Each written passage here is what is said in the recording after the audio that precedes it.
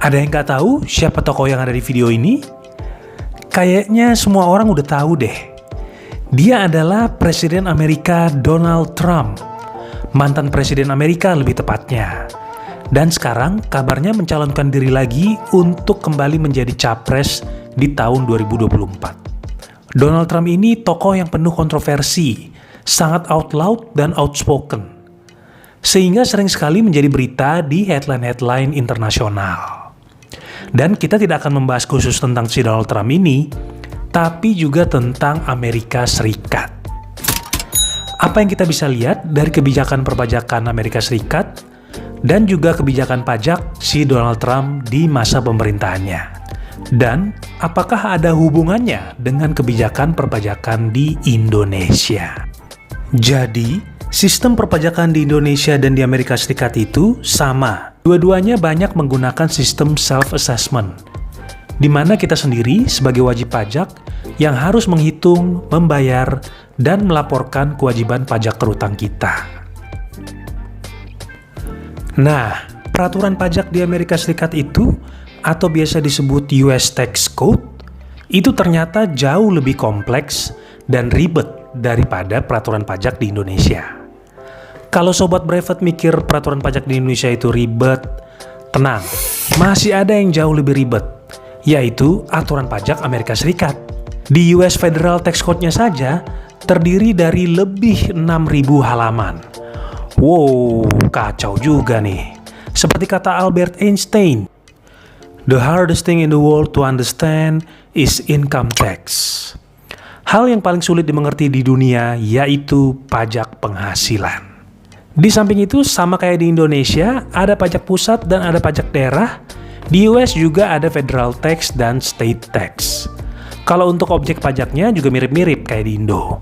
Ada pajak penjualan, pajak penghasilan, pajak atas dividen, pajak atas capital gain, properti, dan lainnya. Untuk pajak penghasilan orang pribadi, juga menggunakan tarif progresif alias bertingkat, mulai dari 10% sampai 37%. Tapi satu yang cukup menonjol yaitu di US Corporate Income Tax-nya atau PPh Badan Amerika. Jadi dulu itu pajak perusahaan Amerika dikenal sangat tinggi, sampai 35% ke atas. Nah, di masa pemerintahan Donald Trump ini, ketika dia jadi presiden di tahun 2016 sampai 2020, US Corporate Income Tax Rate-nya diturunkan menjadi 21% saja. Wah, mirip banget nih sama di Indonesia, yang sekarang tarif PPh badan kita ada di angka 22%. Dan untuk petugas pajaknya, di sana itu disebut IRS, kepanjangan dari Internal Revenue Service. IRS ini cukup disegani dan ditakuti ya, di samping karena penegakan hukum di sana itu sudah cukup baik, dan tingkat kesadaran untuk bayar pajaknya juga tinggi. Kesadaran atau ketakutan, takut melanggar hukum itu ada korelasinya dan bisa kita perdebatkan nanti. Yang jelas, dari orang-orang Amerika sendiri, itu sudah cukup tahu, aware, dan sadar akan kewajiban membayar pajak. Dan mereka paling takut tuh dengan yang namanya IRS. Jangan sampai deh dikejar-kejar sama IRS, bakalan lebih repot nantinya. Nah, Indonesia itu juga belajar kebijakan perpajakan dari Amerika Serikat. Di luar dari kompleksitas peraturan pajak kita, yang memang masih sangat perlu untuk disederhanakan lebih lanjut, karena nggak semua halnya harus kita contoh dari sana. Kalau di sana peraturannya kompleks, dibahas dengan sangat detail, tingkat pendidikan masyarakat yang tinggi, dan kesadaran masyarakatnya juga tinggi, maka wajar-wajar saja kalau peraturan pajaknya itu dibikin sedemikian rupa dengan segala kerumitan dan kompleksitasnya. Nah, tapi itu menurut kita di Indonesia tidak cocok. Justru harus lebih disederhanakan lagi. Dibuat agar mudah dipahami oleh setiap orang, setiap warga negara, dan juga setiap investor dan calon investor yang ingin membuka bisnisnya di Indonesia. Baru nanti jika tingkat kesadaran dan kepatuhan sudah tinggi, peraturan pajaknya boleh ditingkatkan kompleksitasnya sesuai kebutuhan dan perkembangan zaman serta kondisi di Indonesia itu sendiri. Yang kedua, mungkin dari sisi penegakan hukumnya juga harus ditingkatkan.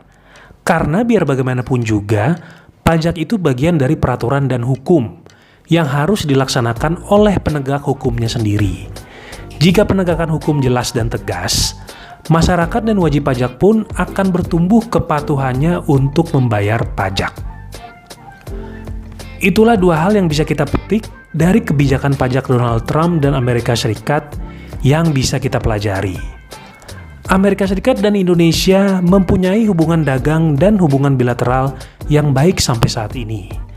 Sampai Oktober 2021, neraca perdagangan kita mengalami surplus sebesar 5,37 miliar dolar, dengan nilai ekspor kita ke Amerika sebesar 22,02 miliar, dan impor kita hanya 16,29 miliar dolar. Kita juga punya perjanjian pajak internasional atau tax treaty dengan Amerika Serikat. Mudah-mudahan hubungan kedua negara semakin baik, nilai ekspor Indonesia ke Amerika juga semakin tinggi, dan kondisi perpajakan Indonesia juga bisa tumbuh semakin bagus.